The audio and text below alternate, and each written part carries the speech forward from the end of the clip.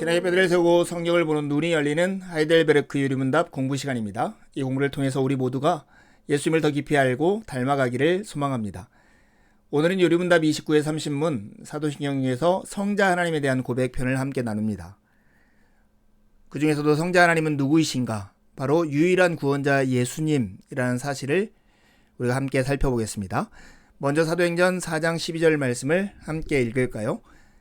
다른 이로서는 구원을 받을 수 없나니 천하 사람 중에 구원을 받을 만한 다른 이름을 우리에게 주신 일이 없음이라 하였더라. 사도신경은 우리가 믿는 바를 잘 요약한 내용입니다. 이 속에는 삼일체 하나님에 대한 고백과 삼일체 하나님이 우리를 위해서 행하신 일들에 대한 고백이 함께 담겨져 있습니다. 성자 하나님께서 우리를 구속하신 일, 성부 하나님께서 우리를 창조하신 일, 성령 하나님께서 우리를 거룩하게 행하신 일들이 이 사도신경 안에 잘 담겨져 있는 것이죠. 그래서 이 고백은 단순히 지식으로 우리가 가지고 있어야 할 내용이 아니라 결혼식에서 혼인서약을 하듯 법정에서 증인선서를 하듯 하나님 앞에서 믿음으로 고백해야 할 내용인 것입니다. 우리는 성자 하나님에 대한 고백을 함께 살피고 있는데요. 성부 하나님에 대한 고백을 할 때와 마찬가지로 그분은 누구이시고 무엇을 하셨는가 하는 내용을 가지고 정리를 하려고 합니다. 나는 그의 유일하신 아들 우리 주 예수 그리스도를 믿습니다. 라는 고백 속에 보면 성자 하나님은 누구이신가에 대해서 네 가지로 소개합니다. 예수님이시고 그리스도이시며 독생자이고 주님이라고 하는 고백이죠. 나아가서 그는 성령으로 잉태되어 동정녀 마리아에게서 나시고 본디오 빌라도에게 고난을 받아 십자가에 못 박혀 죽으시고 장사된 지 사흘 만에 죽은 자 가운데서 다시 살아나셨으며 하늘에 오르시어 전능하신 아버지 하나님 우편에 앉아 계시다가 거기로부터 살아있는 자와 죽은 자를 심판하러 오십니다. 이 고백 속에 보면 예수님께서 우리의 구속을 위해서 어떤 일을 행하셨는가 하는 내용이 나오는데요. 탄생하셨고 십자가를 지셨고 부활하셨고 승천하시고 재림하실 것을 말씀합니다. 오늘은 이 중에서 예수님이 누구이신가 중에서 예수 곧 구원자라는 주제를 함께 나누겠습니다. 29문을 함께 읽겠습니다. 왜 하나님의 아들은 예수 곧 구주라고 부릅니까? 그는 우리를 우리 죄에서 구원하시기 때문이고 또 그분 외에는 어디에서도 구원을 찾아서도 안 되며 발견할 수도 없기 때문입니다. 예수라는 이름의 뜻은 구원자라는 뜻입니다. 자기 백성을 그들의 죄에서 구원할 자, 이것이 바로 예수님의 사역이고 예수님의 이름입니다. 우리는 무엇으로부터 구원을 받았고 무엇으로부터 구원을 기대하고 있는가 하는 질문들을 우리에게 던져야 합니다. 왜냐하면 악과 고난이 많은 이 세상에서는 누구나 구원을 기대하고 요청하고 찾고 있기 때문에 그렇죠. 당시에 이스라엘 백성들은 로마로부터의 구원을 기대했죠. 아팠던 사람들은 질병으로부터의 구원을 기대했고요. 가난한 사람은 가난으로부터, 정치적인 압제를 당하고 있던 사람들은 그 압제로부터, 또는 관계가 깨어진 사람은 마음의 상처로부터의 구원을 기대합니다. 예수님은 어디로부터 우리를 구원하는 구원자일까요? 예수님은 이 모든 문제의 뿌리인 죄로부터 우리를 구원하시는 분입니다. 죄가 모든 것의 뿌리라고 하면 그 죄로부터 나오는 열매들이 바로 비참함, 악과 고난들이기 때문입니다. 예수님은 우리의 죄로부터 구원하실 구원자입니다. 마태복음 1장 21절에 보면 아들을 낳으리니 이름을 예수라 하라. 이는 그가 자기 백성을 그들의 죄에서 구원할 자이심이라 하니라. 이렇게 말씀합니다. 그렇다면 자신의 구원과 복을 소위 성인에게나 혹은 자기 자신이나 다른 데서 찾는 사람들도 유일한 구주이신 예수님을 믿는 것일까요? 이게 30문의 질문인데요. 함께 답을 해봅시다. 아닙니다. 그들은 유일한 구주이신 예수를 말로는 자랑하지만 행위로는 부인합니다. 예수가 완전한 구주가 아니든지 아니면 참된 믿음으로 이 구주를 영접한 자들이 그들의 구원에 필요한 모든 것을 그에게 찾든지 둘 중에 하나만 사실입니다.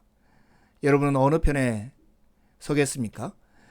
히브리서 12장 2절 말씀에 믿음의 주요 또 온전하게 하시는 이인 예수를 바라보자.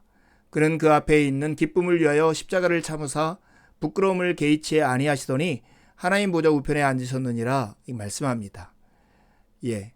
믿는 자로서 우리는 마땅히 구원에 필요한 모든 것을 예수님에게 찾는 믿음의 주요 온전케 하시는 이인 예수를 바라봐야 하지 않겠습니까?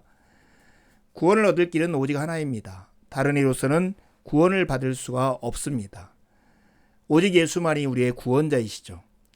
우리의 선택은 둘 중에 하나뿐입니다. 예수가 완전한 구주가 아니든지 구원에 필요한 모든 것을 그 예수님에게서 찾든지. 저는 당연히 구원에 필요한 모든 것을 예수님에게서 찾을 것입니다. 예수님이 왜 다른 데서 구원을 찾는 것은 유일한 구주이신 예수님을 말로는 자랑하지만 행위로는 부인하는 것입니다. 사도행전 4장 12절 말씀에 우리에게 이렇게 말씀합니다. 다른 이로서는 구원을 받을 수 없나니 천하 사람 중에 구원을 받을 만한 다른 이름을 우리에게 주신 일이 없음이라 하였더라. 우리가 이 장면에서 깊이 생각해야 할 것이 있습니다. 우리가 좋다고 생각하고 하나님의 선물이라고 여기는 것들이 때로는 우리를 하나님과 우리 사이를 가로막는 장벽과 같은 우상이 될 수도 있다고 하는 거예요. 영양가 높은 음식일수록 쉽게 썩잖아요. 마찬가지로 하나님이 주신 선물 중에 내게 유익하다고 생각하는 그것일수록 우상이 되기 쉽기 때문에 그렇습니다. 우리가 평생 간직한 소원들, 사랑, 돈, 성취, 권력, 가정, 이것들은 그 하나하나로는 참 소중하고 귀한 선물들입니다. 하지만 이것들이 우리에게 가장 소중한 것, 좋은 것들이 궁극적인 것이 되는 순간 이것들은 우리에게 우상이 될 수가 있는 것이죠. 그래서 우리는 이렇게 질문해야 돼요.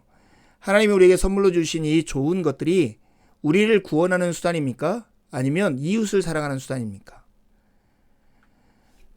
만약에 자신을 살릴 무엇, 구원의 수단이 되면 이 좋은 것들은 궁극적인 것이 되어서 우리의 우상의 역할을 하게 될 것입니다.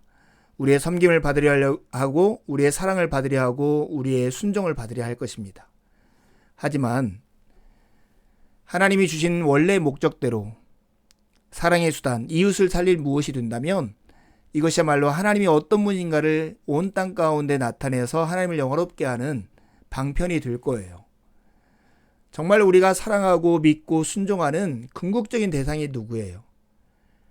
그분이 하나님이셔야 하고 나머지 모든 것은 하나님의 뜻을 이루고 하나님과 교제하고 살아가는 것을 위한 사랑의 수단이 되어야 하는 것입니다.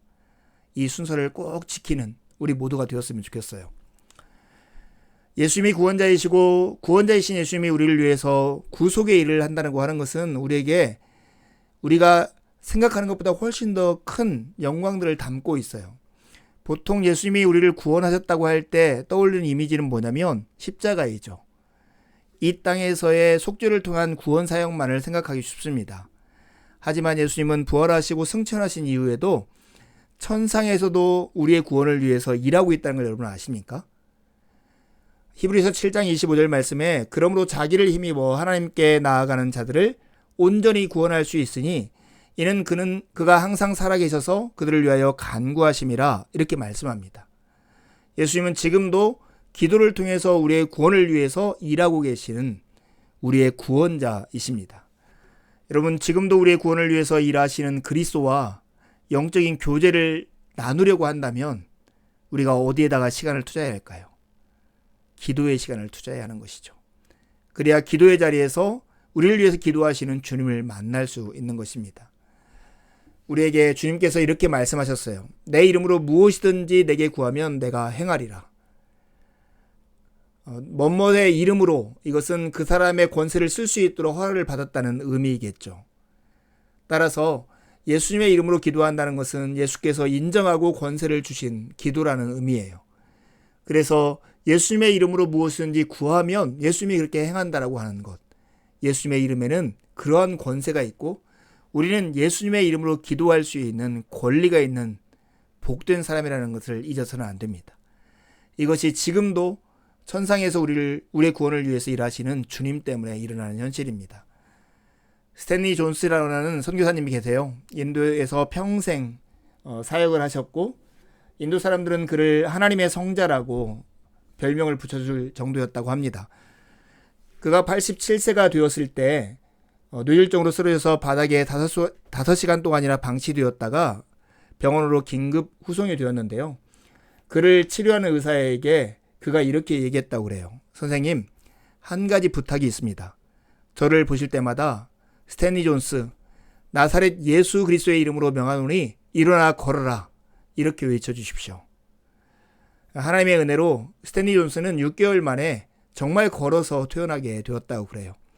여러분, 우리가 예수 그리스도의 이름으로 기도한다는 것이 얼마나 복되고 영광스럽고 우리에게 주어진 특권인가를 기억하셔서 우리를 위해 기도하시는 주님 앞에, 우리를 구원하시는 주님 앞에 기도로 나아가는 우리 모두가 되었으면 좋겠습니다. 두 가지 질문하고 마치려 합니다. 사도신경에서는 성자 하나님이 누구이신지에 대해서 4가지로 소개하는데 그것이 무엇입니까? 예수님이 구원자이시고 우리의 기도를 들으시는 분이라는 것을 확신한다면 여러분의 기도는 어떻게 달라질까요? 남은 한 주도 주님의 은혜를 의지해 살고 복된 주일에 함께 만나 기쁨으로 하나님을 예배하시죠. 감사합니다.